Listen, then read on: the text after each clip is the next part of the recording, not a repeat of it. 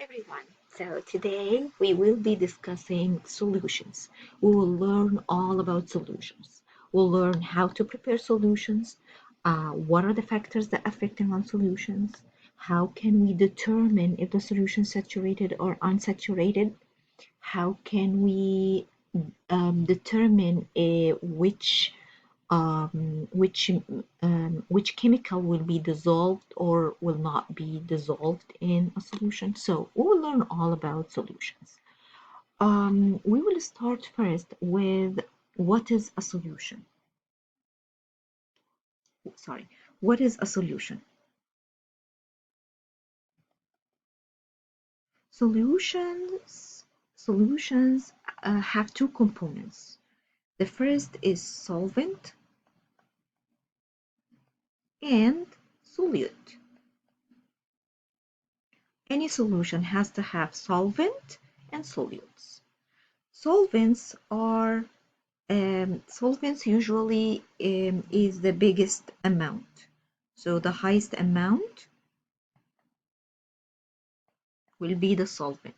The lowest will be the solute. We do have different types of solutions. We have gas solutions, yes, and we have liquid solutions.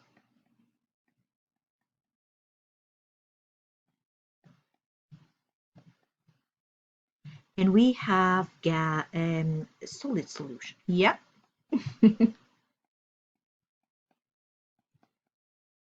Here are some examples of the three types of solution. The first one is a gas solution. An example of gas solution, basically air. So air is considered as a gas solution. You can see here it has oxygen as primary and nitrogen. Liquid solution. We have gas in liquid or liquid in liquid or solid in liquid. The last one is the one that we all know about, like whenever you do, like for example, a saline solution or a glucose solution. Basically, you put solid into a liquid or into water and form the solution. So this is the familiar one that we all know. Gas in solution, example like the soda water and all the carbonic drinks. All of them are considered gas in a liquid or liquid solutions. Liquid in a liquid, they like vinegar. So vinegar is liquid in a liquid. So it's acetic acid in water. So and solid solutions are solid in solid. Like the brass, for example, it's zinc and copper, or the steel, it's carbon and iron. So these are some types of or what does it mean to make a solution? You have to have these two major components, the solute and the solvent. So this is the first thing, which is the definition of a solution or characteristics of solutions. The second thing that we will be talking about is the water structure or the chemistry of the water. If we go back and try to remember the water formula, it's H2O. If you go deeper and try to remember the chemical structure, so basically it's one oxygen atom attached to two hydrogen atoms, right?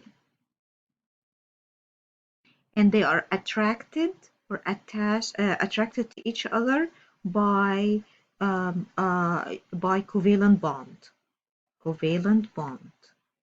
Try to retrieve what a covalent bond is. So these are two covalent bonds that are bringing or putting the oxygen and hydrogen together. Also, We learned the electronegativity before, and we said that the oxygen have the highest electronegative, which means the electrons at the last shell of the hydrogens, two hydrogen, will prefer to stay and spend longer time with the oxygen than spending the time with the hydrogen. So here we can call this that the oxygen is slightly negative and each of the hydrogen is a slightly positive.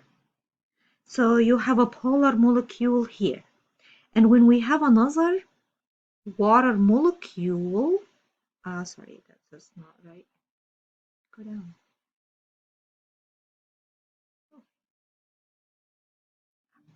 If we have another water molecule, let's see how they will be attracted to each other. So if we have another water molecule here,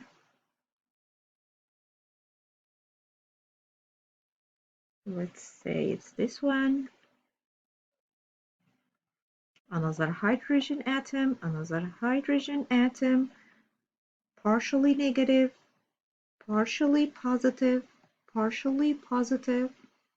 and here there is another bond that these two, negative and positive, will form between each other and these two, and if there is any oxygen here, and if there is another atom here with oxygen, do you remember what do we call these types of atoms? Try to remember, we call it hydrogen atoms, hydrogen bonds, sorry, hydrogen bonds. So this is the structure or the chemical structure of the water. It's a polar molecule, have slightly negative and positive ends. So basically, whenever you, and this make the water molecule the best um, uh, um, a compound to dissolve anything in. So all the chemicals can easily be dissolved in the water because of its polarity that the water molecule has. Any molecule that has a charge, a negative charge, will be attracted to the hydrogen. Any molecule that has a positive charge will be attracted to the negative charge on the oxygen, and so on. So this is the chemical structure of the water. The other thing that we will be talking about is that the water forming solutions in water. We have three types of solution that can be formed in water. We have ionic solutes or ionic solutes, polar solutes, or non-polar solutes. So again, the solution is solvent, which in this case will be the water, and solute. Solute, which means the less the chemical that's less amount than the water. It can be either ionic or covalent or non-polar at all.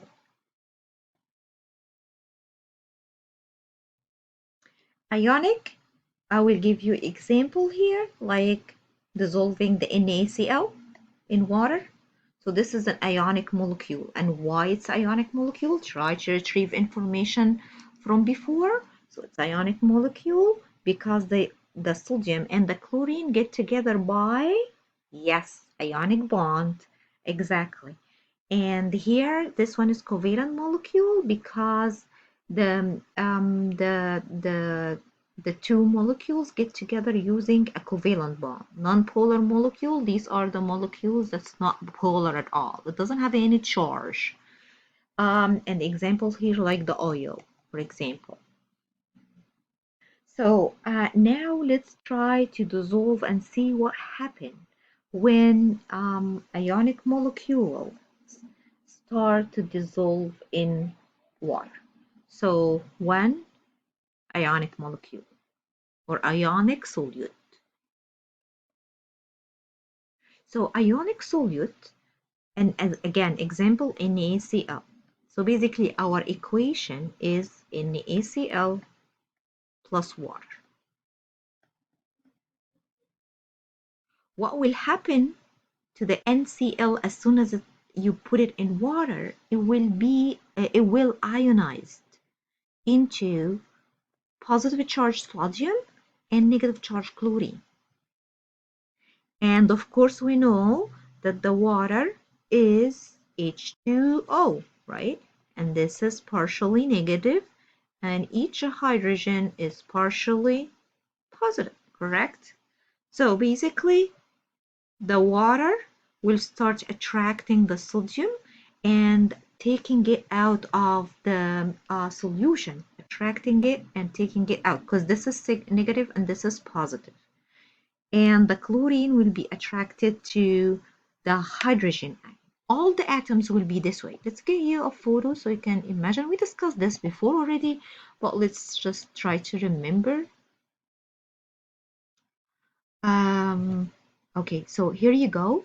So this is the solid in here, the NaCl, and the molecule. So the green and purple are the NaCl, and the molecule that has red and white is the water. You can see that the oxygen is attracting the sodium, and they will start to taking it apart from the structure. And this will help in breaking down the solute and dissolving it in the water. You can see here. So all the oxygen atom here got one of the sodium, and the hydrogen is attracting the chlorine. They will pull it apart from the solute so they can actually, and this is what cause dissolve or the dissolve the water in the dissolve the solute in the water. Sorry. So that's the ionic solution. The second thing that we will talk about is the covalent solution.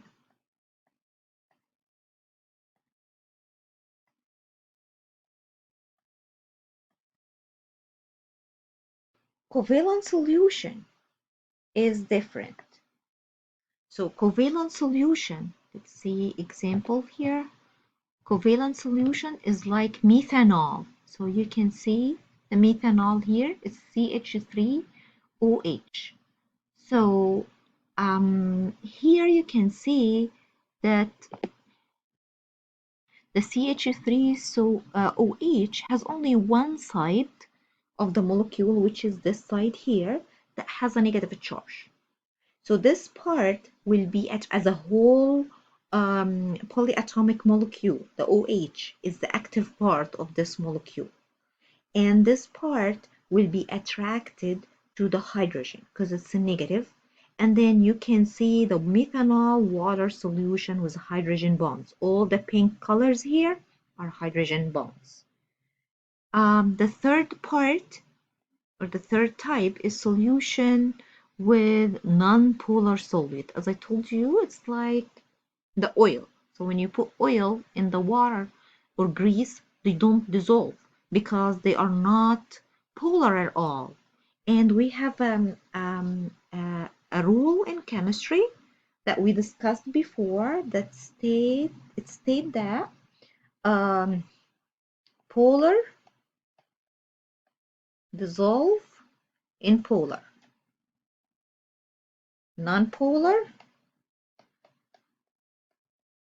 dissolve in non-polar.